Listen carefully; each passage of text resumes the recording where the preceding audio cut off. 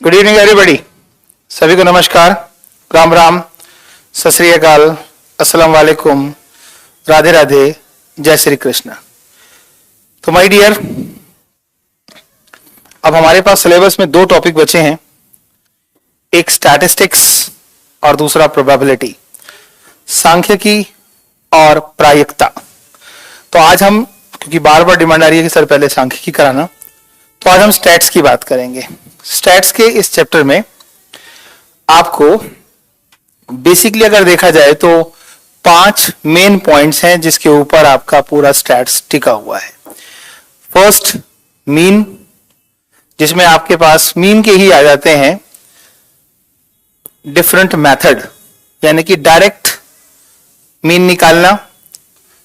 दूसरा, assume mean, step deviation method, और उसके बाद फिर आपका मॉड एंड मीडियन। हालांकि मॉड एंड मीडियन की बात अगर मैं करूं तो वो आप 9th क्लास में भी पढ़ के आए हैं, मीन शब्द आपने वहां भी पढ़ा है। तो हमें समझ नहीं आता कि बतौर स्टूडेंट जब हम 3 अलग अलग मेथड से मीन कैलकुलेट करते हैं तो हमें जो फॉर्मूलाज उसमें रटवाए जाते हैं, जिसे हम रटते हैं, वो एग्जैक्टली कैसे बने हुए हैं, राइट।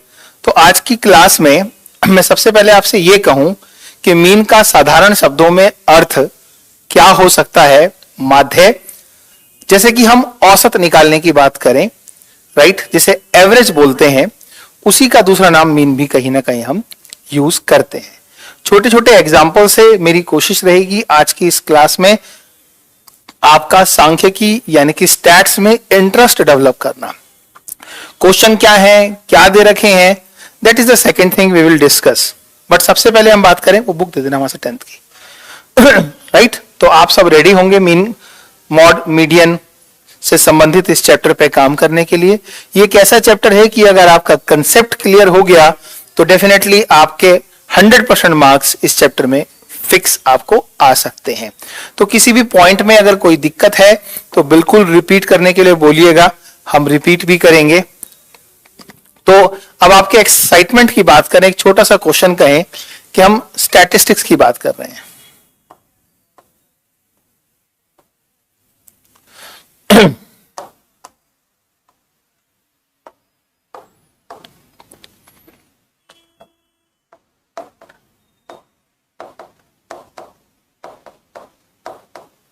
स्टैटिस्टिक्स, तो स्टैटिस्टिक्स यानी कि सांख्यिकी में हम सबसे पहले बात करते हैं छोटे से एक एग्जाम्पल से कि अगर मुझे मीन, जिसे हम हिंदी में माध्य बोलते हैं, उसे कैलकुलेट करें तो किस तरीके से कैलकुलेट किया जाए। मीन के कितने मेथड हमारे पास हो सकते हैं, राइट। हम एक साधारण सी चीज समझते हैं, उसके बाद आपको समझ आएगा बहुत अच्छे तरीके से। मीन को दूसरे शब्दों में हम एवरेज यानी कि औसत के नाम से भी जानते हैं। अब औसत क्या है? Basically it is sum of the observations upon number of observation. आज की क्लास में हमें इस चैप्टर का बेस बनाना है, राइट। इसकी थ्योरी ही पढ़ा रहा हूं बेटा, कंफ्यूजन खत्म करने के लिए। इस चैप्टर से 10 मार्क्स का क्वेश्चन आ रहा है और 10 के 10 मार्क्स आपको मिलेंगे, बस देखना है कैसे। तो मैं कहूं कि एवरेज यानी कि औसत अगर आप निकालना चाहें तो एक एग्जांपल से मैं आपको क्लियर करता हूं।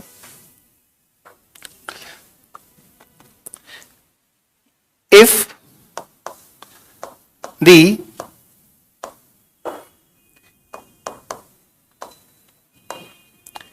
income of A and B is rupees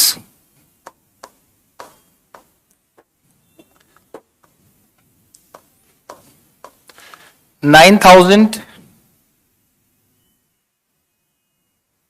and 6,000 respectively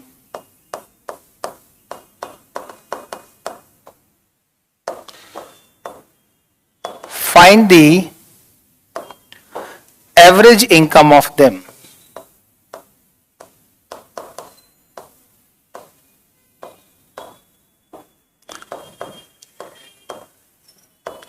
यदि ए और बी की आय 9,000 और 6,000 रुपए है तो उनकी औसतन आय ज्ञात कीजिए। तो माय डियर, एवरेज मतलब दो टर्म्स के बिल्कुल बीच में हमें पहुंचना है जहां पर दोनों को हम इक्वल ट्रीट कर सकें। तो इक्वल ट्रीट करना क्यों कहते हैं इसे? क्योंकि यहां डिवीजन हो रही है। एक पिताजी अपनी जायदाद को अपने 3 बच्चों में बराबर बांट देते हैं, तो वो जब बांटते हैं, डिवाइड करते हैं, तो उससे जो इक्वल शेयर निकलता है वो एक एवरेज ही होता है। गुड मॉर्निंग सर जी, नमस्ते to you. Okay, thank you, good morning, but this is good evening time. तो यहां पर हम कहें कि मैंने सम ऑफ द ऑब्जर्वेशन की बात करें तो मेरे पास एवरेज इनकम क्या आएगी? बेस देखना कैसे बनेगा आपका, मैं इस एग्जांपल से आपको कहां तक लेके जाऊंगा समझना है। एवरेज इनकम होगा income of A and B, that is 9,000 plus 6,000। क्योंकि ए और बी दो व्यक्ति हैं, 2 पर्सन हैं, तो ये टोटल होगा 15,000 अपॉन 2 मीन 7,500। तो हमें समझ आता है कि इन दोनों की जो एवरेज इनकम होगी वो 7,500 होगी। प्रिंस, आपका नाम लेने से क्या होगा? तो चलो, राइट।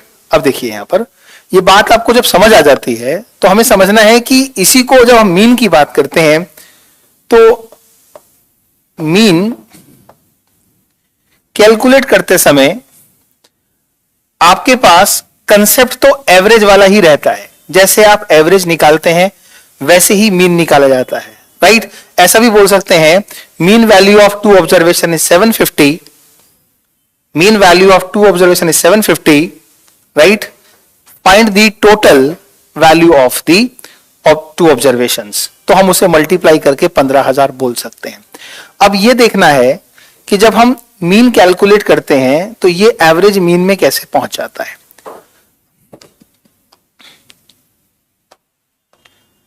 देखो, मैं यहां पर एक छोटा सा एग्जाम्पल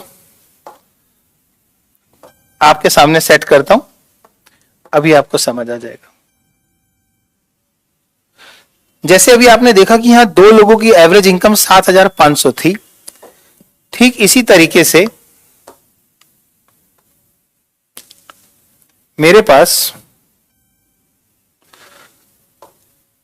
अलग अलग सेक्शन की एक क्लास में से इंफॉर्मेशन आना शुरू हो जाए। जैसे मान लीजिए कि मैं कहूं कि एक क्लास के अंदर नंबर ऑफ स्टूडेंट्स जो हैं वो कितने हैं और उनका एवरेज वेट कितना है। हिंदी में सांख्यिकी बोलते हैं स्टैटिक्स को, ठीक है अनिश? ओके। अब मैं यहां आपको बताना चाह रहा हूं कि ये हैं स्टूडेंट्स,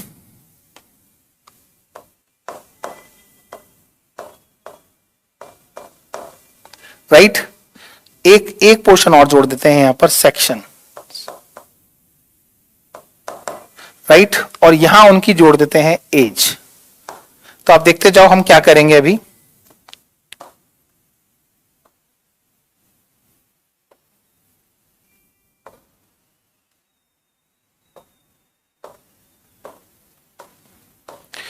मान लीजिए ए सेक्शन था जिसमें बच्चों की संख्या 10 थी और उनकी जो एज थी, राइट, वो हमारे पास एवरेज एज, जो एवरेज एज थी हमारे पास वो क्या थी? That is 15 years. B section था, बच्चों की संख्या 20 थी, एवरेज एज थी 12 ईयर्स। सी सेक्शन था, बच्चों की संख्या 15 थी, एवरेज एज थी 15 ईयर्स। और डी सेक्शन था, बच्चों की संख्या थी 25 और एवरेज एज थी 12 ईयर्स। यहां पर हमारे पास अगर हम टोटल देखें तो हमें इंफॉर्मेशन में एवरेज एज और स्टूडेंट मालूम है। क्लियर? हिंदी में लिख दो, क्या लिखा है इंग्लिश में जिसको हिंदी में लिख दूं, सेक्शन मतलब स्टूडेंट और एवरेज एज। 10th क्लास के स्टूडेंट हो, एक सब्जेक्ट इंग्लिश भी है, उसमें आपको स्टूडेंट शब्द की भी हिंदी चाहिए, एवरेज एज यानी कि औसतन आयु।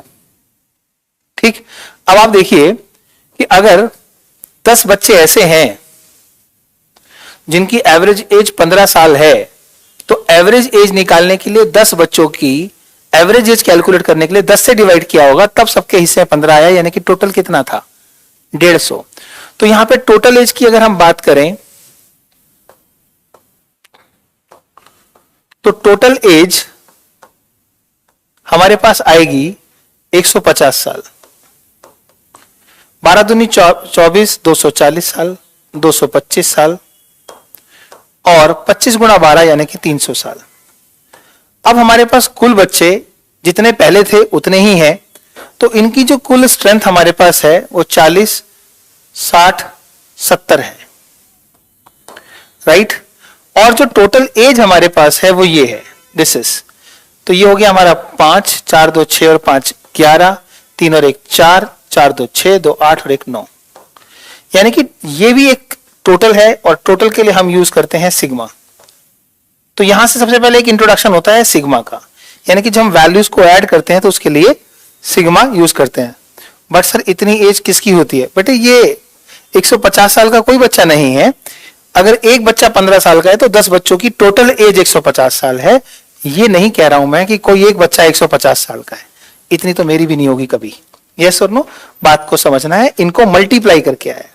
अगर मैं कहूं कि ये हमारे पास एक फ्रीक्वेंसी है, राइट और रॉन्ग, ठीक है, और ये उसका एक इंफॉर्मेशन है, तो हमने इसको क्या मल्टीप्लाई किया, मल्टीप्लाई करके पता करा कि अगर अभी भी एवरेज एज निकालनी हो तो यहां पर आपको चाहिए होगी 915 वैल्यू और यहां चाहिए होगी 70। बात को समझना कि 915 जो है वो मल्टीप्लाई करके आया है आपके पास, राइट और रॉन्ग। तो यहां जब आपने इसको एवरेज कैलकुलेट किया तो 5 से भाग कर दिया, 5 एकम 5, 5 40, 5 3 15, 5 एकम 5, 5 चौक 20, और जितना ये कट सकता है दैट यू कैन डू। इस तरीके से आपकी एवरेज एज आई। अब इस एवरेज एज की जगह पर आप इसे बोलिए कि आपके पास ऐसी ही एक टेबल है, ऐसी ही एक टेबल आपके पास है,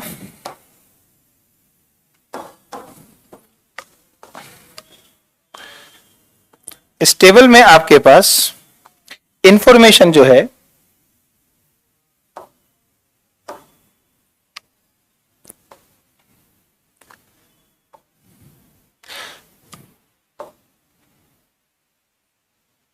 वो दे रखी है। थोड़ा सा टाइम लगता है किसी भी बेस को बनाने में, किसी भी चीज के बारे में जानने के लिए, तो थोड़ा पेशेंस रखोगे तो डेफिनेटली आप सीखोगे। अब फिर देखते हैं, मान लीजिए कि मेरे पास यहां एक और टेबल है जिसके अंदर मेरे पास क्लास इंटरवल है। क्या है? क्लास इंटरवल है, और ये एक इसकी फ्रीक्वेंसी है। तो क्लास इंटरवल है मेरा 0 से 10, 10 से 20, 20 से 30, 30 से 40 और 40 से 50, और चलो इसको छोड़ देते हैं, बस इतना ही है। And here we can write total. 10 से 40 में जो नंबर आपके पास है वो किसी भी चीज को देकर इंफॉर्मेशन है। मान लीजिए ये आपके पास 12 है, ये 15 है, ये 20 है, ये 10 है। तो आपके पास जो फ्रीक्वेंसी है, राइट, आपके नंबर्स की जो फ्रीक्वेंसी है, मान लेते हैं कि ये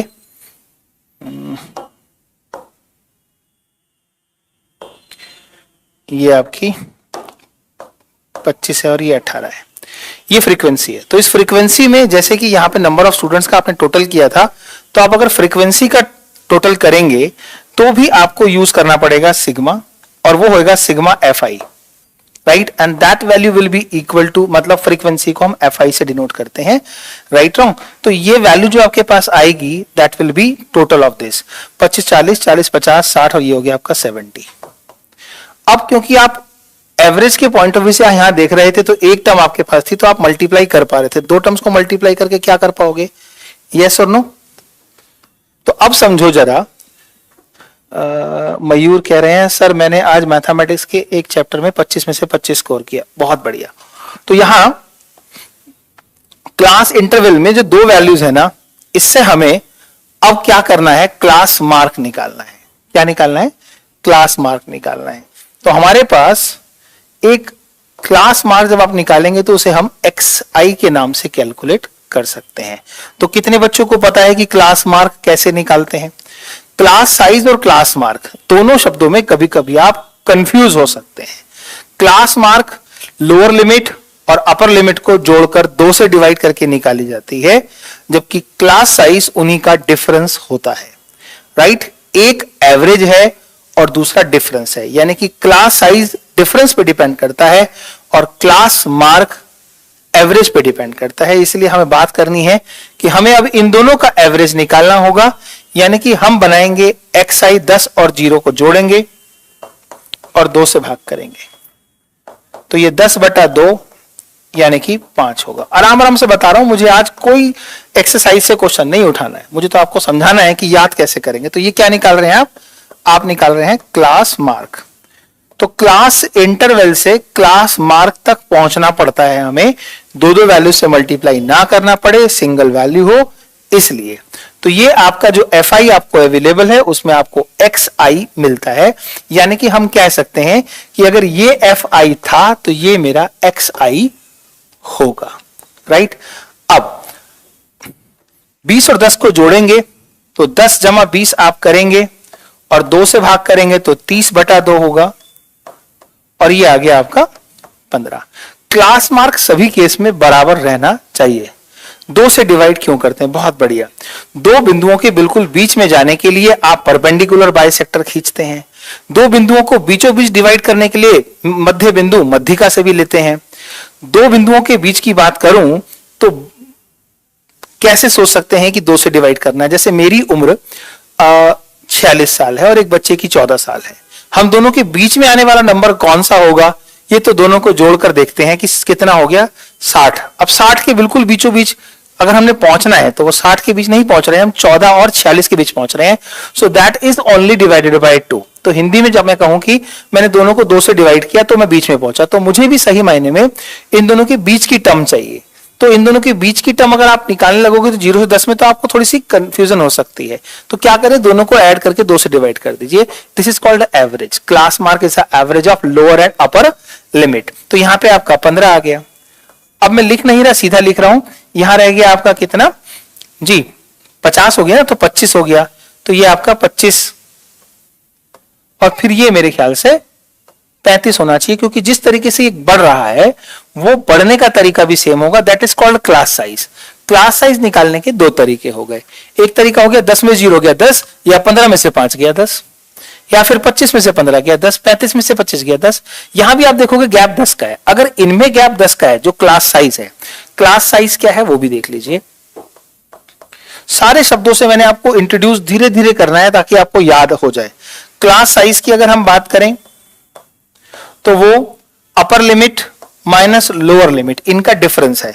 जैसे कि अगर मैं कहूं कि 10 में से 0 घटाने पर 10 आया, या फिर 20 में से 10 घटाने पर 10 आया, राइट। तो दिस इज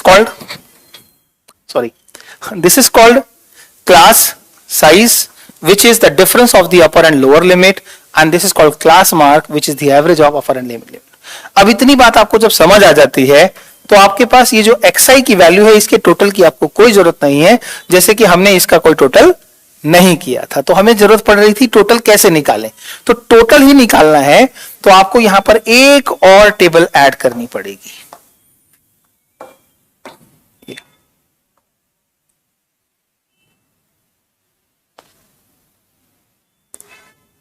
Yes.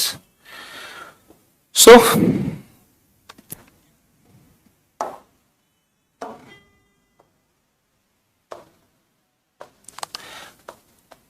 जितना प्यार से पढ़ोगे उतना इंटरेस्ट आएगा। 2 ही चैप्टर बचे हैं, सिलेबस होने वाला है खत्म। जब आप इन दोनों को मल्टीप्लाई कर रहे होगे तो उस समय क्या होगा, ये जो आपके पास है वो एफ आई है, तो आपने एफ आई को एक्स आई से मल्टीप्लाई किया तो वैल्यू किसकी आई, एफ आई एक्स आई। धीरे धीरे आप देखना आगे जाके यू आई डी आई सब चीजें चले आएंगी और नए फॉर्मूले भी बनेंगे, राइट। और मीन के नाम भी चेंज होंगे। तो मीन के नाम कब चेंज होंगे, वेट एंड वॉच। तो हम 12 पंजे 60 करें, 15 गुणा 15 225 बोलें, 625 और 35 को 18 से मल्टीप्लाई करें तो 18 पंजे 90, 18 तिया 54, 54 और 9 63। सो माय डियर, ये एक फ्रीक्वेंसी का टोटल है, जैसे कि ये एक फ्रीक्वेंसी थी, राइट। बच्चों की संख्या होना भी एक फ्रीक्वेंसी है अलग अलग सेक्शन में। यहां पर भी सिग्मा हो रहा है, लेकिन इस बार सिग्मा हो रहा है एफ आई का और एक्स आई का, राइट। आप अभी भी एवरेज ही निकाल रहे हैं मीन के पॉइंट ऑफ व्यू से। आपको चाहिए 2 टर्म्स, एक टोटल ऑफ ऑल ऑब्जर्वेशंस और एक टोटल नंबर ऑफ ऑब्जर्वेशंस। तो हमारे पास इस बार जो ऑब्जर्वेशन का टोटल आ गया वो 6 और 6 12 और 2 1400, 1490, 1500, 1540। दोबारा देख लेते हैं, 6 और 6 12 2 1400, 14 14 और 1 1500, 1540। तो 1540 के इस टोटल में अब आपके पास जो एवरेज वर्ड था वो कन्वर्ट हो गया इस तरह के क्लास इंटरवल के क्वेश्चन में। यहां पर आप पहुंचे तो आपके पास आ गया मीन शब्द। क्या आ गया, मीन वर्ड। तो इस मीन को हमें ज्यादा ना लिखना पड़े, इसलिए हम इसे एक्स बार से सिंबॉलिक फॉर्म में रिप्रेजेंट कर देते हैं। इसलिए हम बोलते हैं कि हमारा जो एक्स बार होगा वो sigma F I X I upon sigma F आई होगा। तो सिग्मा एफ आई एक्स आई की वैल्यू तो हमारे पास आ गई, दैट इज इक्वल टू 1540 और सिग्मा एफ आई की वैल्यू आ गई दैट इज 70। मींस हम इसे सॉल्व करें तो 7 दूनी 14, 7 दूनी 14। The answer is the mean of this table is what, 22। Sir अभी स्टैटिस्टिक्स के कितने क्लास हुई है बेटा, आज फर्स्ट क्लास है और अभी तक मैंने किसी एक्सरसाइज को स्टार्ट नहीं किया। I just introduce you average क्या है, एवरेज इन दिस कंडीशन क्या है, इस कंडीशन से एवरेज को हम मीन तक कैसे ले गए। अब टेक्निकली जो फॉर्मूला हमें दिख रहा है उसे हम क्या बोले, राइट रॉन्ग। इसे फटाफट नोट कीजिए आप, ताकि आपको बेस बनाने में दिक्कत ना हो। अब हम क्या करेंगे, यहां से डायरेक्ट मेथड शब्द का एक इस्तेमाल करेंगे। जानते हैं जो हमने किया है वो क्या है, this is called direct method. इसमें हमने कोई कुछ प्रॉब्लम नहीं की, सीधे सीधे मल्टीप्लाई कर लिया। जानते हो कि इसके बाद हमें किसी और मेथड की जरूरत क्यों पड़ती है। अच्छा सर, अगर किसी क्वेश्चन में 10 के बाद 20 होता, 10 से 20 की जगह 11 से 20 होता, बहुत बढ़िया क्वेश्चन किया आपने।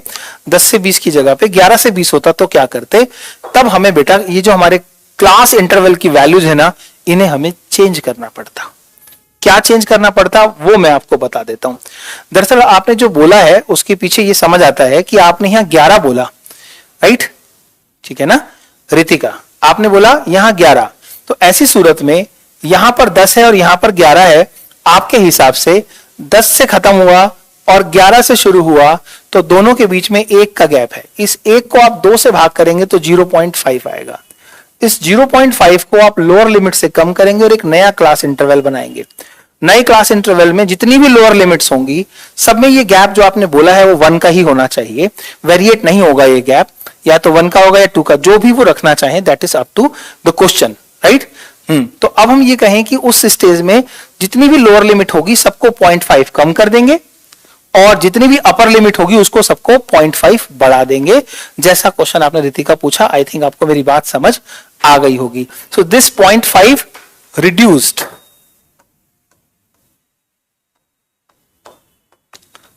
reduced in lower limit and 0.5 increased in upper limit।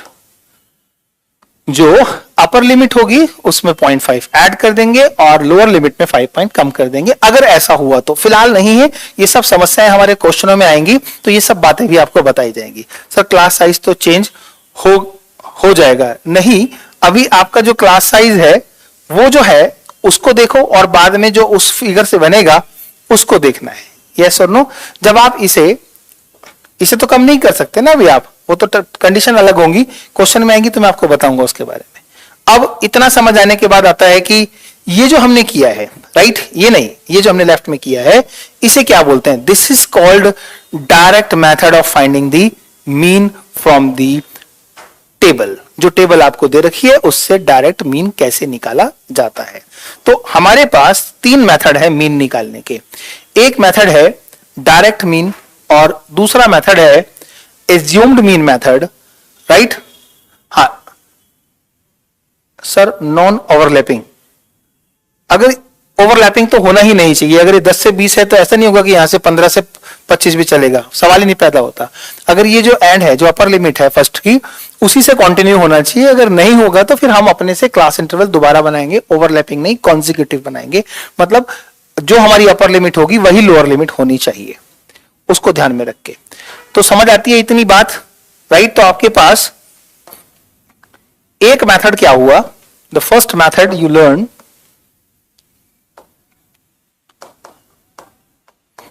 Direct method, right. Mean के कितने मेथड?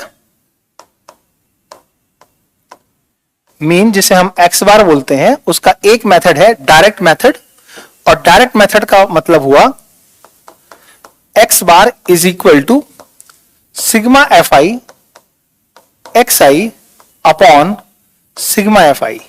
तो can I say that the direct method is clear to you? Rahi पूछ रहे हैं 0.5 प्लस कर देंगे, अपर लिमिट में प्लस कर देंगे और लोअर लिमिट में माइनस कर देंगे। जी हाँ, क्वेश्चन आएगा तो उसके बीच में बताऊंगा भी मैं आपको, क्रिस्टल क्लियर। अब डायरेक्ट मेथड आप सबको समझ आ गया होगा। तो हमारे पास इसके बाद एक और मेथड आता है जिसे हम बोलते हैं एज्यूम्ड मीन मेथड। मतलब हम मीन को ही एज्यूम कर लेते हैं कि लगभग इसके आसपास होगा। जैसे मान लीजिए कि तुम 10th क्लास के बच्चे हो, तो मैं क्या एज्यूम कर सकता हूं भाई, 10th क्लास के बच्चों की उम्र क्या हो सकती है? 5 साल तक तो उन्होंने एडमिशन ही नहीं लिया होगा, छठे साल में आके पहली क्लास में एडमिशन लिया होगा, फिर 10 साल पढ़ा होगा, 5 और 10 15। तो आप सारे के सारे बच्चे जो होंगे वो लगभग 15 साल के होंगे। लेकिन इसकी क्या गारंटी है कि सब 15 के होंगे? हो सकता है कोई 15 का होने वाला हो, यस और नो। हो सकता है कोई 15 का हो चुका हो। तो हम एज्यूम कर रहे हैं कि 15 साल के आसपास के बच्चे होते हैं जो बच्चे 10th क्लास के होते हैं। तो ऐसे ही एज्यूम्ड करने लगते हैं हम, राइट। तो हमारा सेकंड मेथड आता है एज्यूम्ड मीन।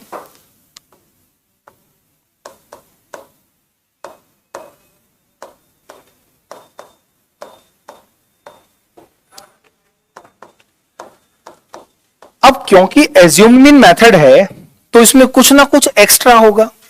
तो जब कुछ और एक्स्ट्रा होता है तो आप किताबों में देखते हैं कि आपको ये दिखाई देता है assuming method is what.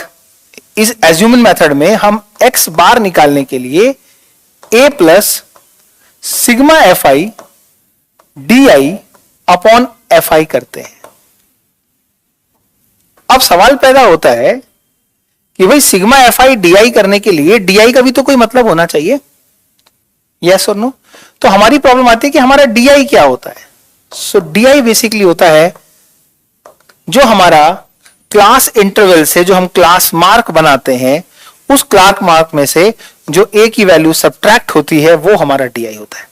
Means अगर आपसे कहूं कि सिग्मा एफ आई एक फ्रीक्वेंसी है तो उसमें कोई प्रॉब्लम नहीं है। जैसे वो एक्स आई से मल्टीप्लाई हो रहा था वैसे ही अब वो डी आई से मल्टीप्लाई होगा। लेकिन डी आई किसी टेबल में हमारे पास अवेलेबल नहीं होता। तो डी आई को बनाने का तरीका क्या है? जिसे आप बनाएंगे वो एक कॉलम होगा और उस कॉलम में डी आई की कुछ इंफॉर्मेशन होगी। डी आई की इंफॉर्मेशन प्रिपेयर की जाती है आपके क्लास मार्क की वैल्यूज में से आपकी एज्यूम्ड मीन जो आपका होता है उसे सब्ट्रैक्ट करने से। मतलब जब आप यहां डी आई कर रहे होंगे और सिग्मा एफ आई कर रहे होंगे तो इससे आंसर क्यों नहीं आया? क्योंकि आपने क्लास मार्क का यूज यहां मल्टीप्लीकेशन में नहीं किया है। तो फिर वो फॉर्मूला ऐसा कैसे हो जाता है? आइए समझते हैं कि इसमें ए जोड़ने के बाद ही क्यों बनता है हमारा मीन। Let's understand. एज्यूम का मतलब होता है मानना, राइट। अब मैं समझाता हूं आपको ये फॉर्मूला कैसे बना। Let's understand this formula why it is. थोड़ी देर के लिए देखते हैं कि यहीं से ही हमारे पास sigma, right, F I D I की वैल्यू किसके बराबर बता रहा हूं मैं, x1 माइनस ए। यानी कि हम x1 माइनस ए का जो कॉलम है उससे मल्टीप्लाई कर रहे हैं, राइट रॉन्ग, ठीक है। और नीचे हमारे पास क्या है, this is sigma F I plus A is equal to X bar बनेगा, राइट। अब तो नहीं कह सकते, अब तो हम इसको ही रिप्रेजेंट कर रहे हैं। तो आप देखिए इसको जब मैं सॉल्व करूंगा तो ये एक्स बार के दोबारा वापस वहीं आ जाएगा। सो लेट्स अंडरस्टैंड, इसको इससे मल्टीप्लाई किया तो क्या हुआ, sigma F I X I minus A sigma F I upon sigma F I plus A is equal to X bar. Yes और नो। इस वैल्यू को अगर आप ध्यान से देखो तो sigma F I X I upon sigma F I minus A sigma F I upon sigma F I, क्योंकि ये दोनों का बेस है। अब is equal plus A is equal to X बार, यानी कि ये sigma F I X I cut गया तो हमारे पास इसके बाद क्या बचा, sigma F I X I upon sigma F I plus A, sorry, minus A plus A is equal to X bar. तो एक्स बार तो वही रहेगा जो था, यस और नो। तो ये वैल्यू कट गई तो हमारा एक्स बार फिर दोबारा से क्या हुआ, sigma F I X I sigma F आई। मतलब अगर हम एक्स आई की जगह पर डी आई लिखेंगे तो फिर इतने से काम नहीं चलेगा, यानी कि एक्स बार को सिग्मा एफ आई डी आई करते समय सिग्मा एफ आई के साथ काम चलाना गलत होगा, क्योंकि डी आई एक नया कॉलम है तो आपको उसमें जरूरत पड़ती है, वो नया कॉलम ए की वजह से पैदा हुआ है, राइट रॉन्ग। तो ए की वजह से पैदा हुआ है तो प्लस ए हो गया है इसके अंदर। अब हमें समझना है कि ये हमारा क्या हुआ। This is the method to find out what assumed mean method, yes or no। तो अगर मैं कहूं सिग्मा एफ आई एक्स आई के बेसिक फॉर्मूले में अगर मैं वैल्यू पुट करने लग जाऊं किसकी, डी आई की, तो फिर वो डी आई की वैल्यू x1 माइनस ए है, तब ये फॉर्मूला ऑटोमेटिकली जनरेट हो जाता है, यस और नो। या इसे मैं और अच्छे से समझाऊं, पहले आप इसे नोट करो।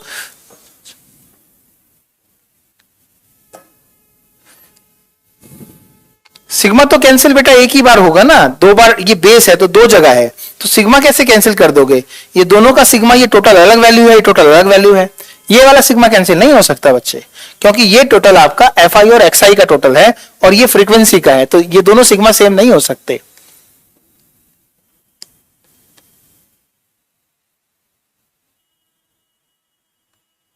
अब इतनी बात आपको समझ आ गई कि ये मेथड क्या था, राइट। तो एक बार और समझते हैं इसे दूसरे तरीके से।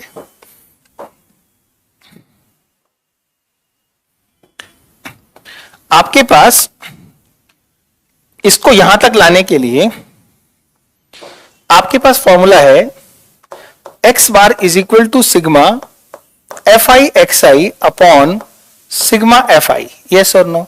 एक्स बार को यहीं छोड़ दें, सिग्मा एफ आई में डी आई की वैल्यू पुट करना चाहें, मान लीजिए डी आई की वैल्यू पुट करना चाहें और इसे डी आई करना चाहें अपॉन एफ आई करना चाहें, तो ये नॉट इक्वल हो जाएगा। क्यों, अभी देख लो आप, X bar not equal to this, क्योंकि यहां पर जो वैल्यू आएगी वो sigma F I bracket X I minus A है, क्योंकि डी आई की वैल्यू है वो। तो X bar is not equal to what, sigma F I X I minus sigma F I A sigma F I upon sigma F I, and X bar is not equal to sigma F I X I upon sigma F I minus A sigma F I upon sigma F I. So this is not equal to this, because यहां पर ये value जब cancel होगी तो आपका x बार equal हो ही नहीं सकता जिसमें सिग्मा एफ आई एक्स आई के बाद भी कुछ और सब्ट्रैक्ट हो रहा हो। अब इसको इसके इक्वल करना है तो क्या करना पड़ेगा, यस अब इसको इसके इक्वल करना है तो आपको यहां पर जब इसे इक्वल करना चाहते हो तो आपको लाना पड़ेगा,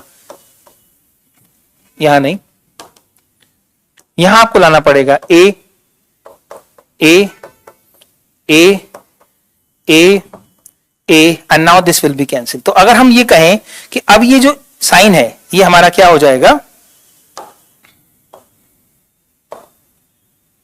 ये जो साइन है जैसे ही हम उसमें ए लगा देंगे तो ये इक्वल रिप्रेजेंट करने लग जाएगा। तो आप ये कह सकते हैं कि this is possible, now this is possible because and में जाके फिर वो कट जाएगा तो ये बार ही रहेगा। अब हम एक स्टेज समझते हैं, हमने जब डी का यूज किया तो हमारा फॉर्मूला एक्स बार यहां पर आके रिलेट हुआ and this is the formula for assumed mean method. I hope आपको समझ आ गया होगा कि हमें सीखना है कि डी कैसे निकालते हैं, ए क्या है, x1 क्या है। 5 मिनट और लूंगा बच्चे आपके, राइट।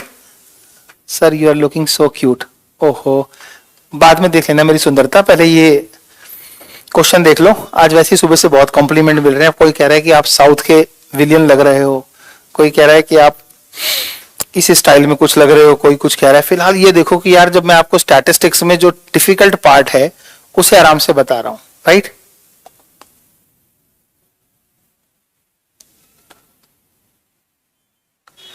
अच्छा भाई ये जो मैं बोल रहा हूं ना इस सारे के सारे की हिंदी में मतलब आपको सिर्फ ये डायरेक्ट और एज्यूम्ड मीन की हिंदी चाहिए, राइट।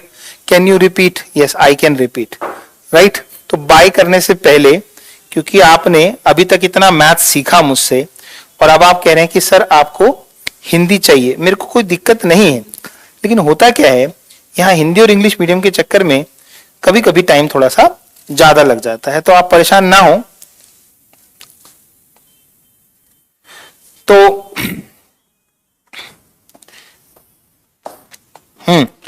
अभी मुझसे किसी बच्चे ने पूछा, क्या पूछा कि सर क्लास मार्क को हिंदी में क्या कहते हैं? वर्ग चिन्ह। देखो क्लास मतलब वर्ग है, ठीक है, क्लास मतलब वर्ग है और मार्क मतलब चिन्ह है, तो इसलिए उसे हम कहते हैं वर्ग चिन्ह। एक हिंदी मिल गई। दूसरा आपको चाहिए कि इसमें जो आप मेथड यूज कर रहे हैं, डायरेक्ट को बोलते हैं प्रत्यक्ष और मेथड को बोलते हैं विधि। तो आपका इस शब्द का हिंदी हुआ प्रत्यक्ष विधि। क्या हिंदी हुई? प्रत्यक्ष विधि। So the meaning of this is called प्रत्यक्ष विधि। अब ये जो डी निकालना है इसे इसका विलोचन करना है, राइट।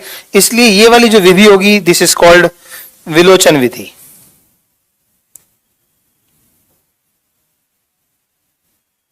राइट, जिसे हम विलोचन करते हैं तो उसमें बोल सकते हैं एज्यूम मीन मेथड को बोल सकते हैं। एज्यूम मतलब कल्पना करना, कल्पित कर लेना, राइट। और मीन मतलब माध्य है, जो मैं आपको बता चुका हूं। What is your name? My name is Dalip. तो यहां पर हम एज्यूम्ड का मतलब है कल्पित। क्या है? आप कल्पना कर रहे हैं, कल्पित माध्य विधि।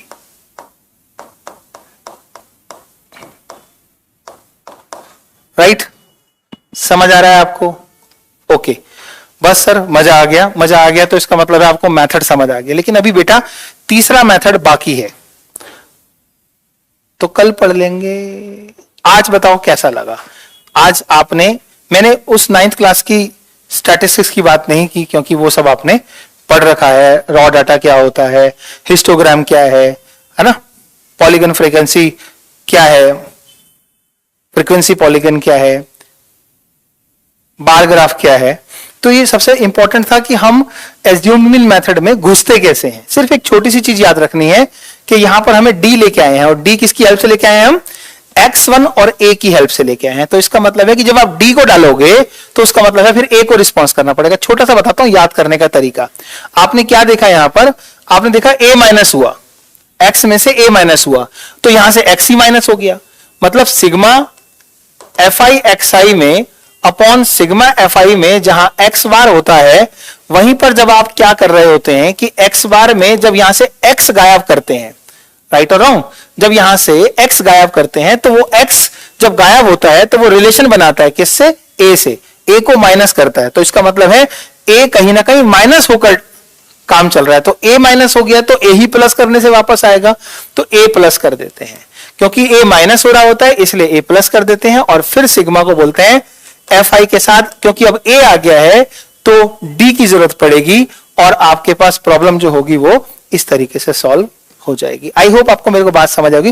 What is D exactly? D I हमें कैलकुलेट करना है। It is a difference, basically difference between what, yes, अब डी को हम बोल सकते हैं विलोचन, मतलब यहां पर आप जब अंतर निकालेंगे तो डी मतलब एक डिफरेंस है, डी आई है, जो एक कॉलम फॉर्म करेगा जब हम क्वेश्चन करेंगे, तो वो x1 की वैल्यू में से जो आपने a वैल्यू एज्यूम की होगी, a कौन सी वैल्यू होगी ये भी आप सोच सकते हैं, भाई कोई सी भी वैल्यू a हो सकती है, फर्स्ट से लेके लास्ट तक जो भी वैल्यू आपकी क्लास मार्क में से बनी है, क्लास इंटरवल की वजह से क्लास मार्क जो बना है, उसके अंदर जो भी वैल्यू होगी ना, वो फ्रीक्वेंसी में से नहीं, देखो फ्रीक्वेंसी से कोई कंसर्न नहीं है, आप रिप्लेस किसे कर रहे हो, राइट, ये u नहीं है, ये x है, कहीं जाके सोचते रहो कि सर ये क्या है, ये x है, राइट, तो x की जगह पर ये आप वर्क कर रहे हो, तो इसका मतलब है x में से ही आपको एज्यूम करना है। What is a? Okay, a क्या है? a फॉर एज्यूम्ड, वही है a फॉर एज्यूम। जब आप एज्यूम करेंगे किसी टर्म को तो वो a है, और जब उसे आप घटाएंगे तो वही d है, यानी कि डिफरेंस है। ऐसे याद रखेंगे तो समझ आएगा, राइट। इतना अच्छा तो स्कूल में भी पढ़ाया नहीं जाता है sir. Thank you, I hope मजा आया होगा। फटाफट अपने रिमार्क लिख दीजिए जैसा आपको लगा ये समझने में कि एज्यूम मीन का मेथड कैसे बना है। अगर आप देखना चाहते हैं कल की क्लास में कि आपका स्टेप डेविएशन मेथड जो कि एलिमिनेटेड है, मैं वो भी कराऊंगा क्योंकि कई स्टेट में वो भी है, तो आप बने रहें इस क्लास में। कल मैं 2 नहीं 1 क्लास लूंगा, because tomorrow is the day of birthday of my son. So आपकी 1 क्लास और एक 9th की क्लास लेके the rest of the time I will spend with him, and day after tomorrow again 2 classes लूंगा। तो हम कोशिश करेंगे इसी हफ्ते के एंड तक आपका स्टैटिस्टिक्स का 75% कोर्स कवर हो जाए, राइट। और मंडे की 2 क्लासेस में 100% स्टैटिस्टिक्स भी आप बोले कि सर जी सा आ गया कति 1 नंबर का, राइट और रॉन्ग। और फिर रह जाएगी प्रोबेबिलिटी, फिर तो कोई संभावना बचती नहीं है कि कौन सा चैप्टर शुरू करें कौन सा ना करें। तो let's meet tomorrow in the same chapter to understand the basics. God bless you, take care. अगर आपको समझ आ गया है तो आप खुद भी बुक्स में ट्राई कर सकते हैं। डायरेक्ट मेथड को, सिर्फ डायरेक्ट को, एज्यूमिंग मेथड की प्रैक्टिस मैंने अभी आपको कराई ही नहीं है। Thank you, God bless you, bye. खुश रहे, मस्त रहे, स्वस्थ रहे।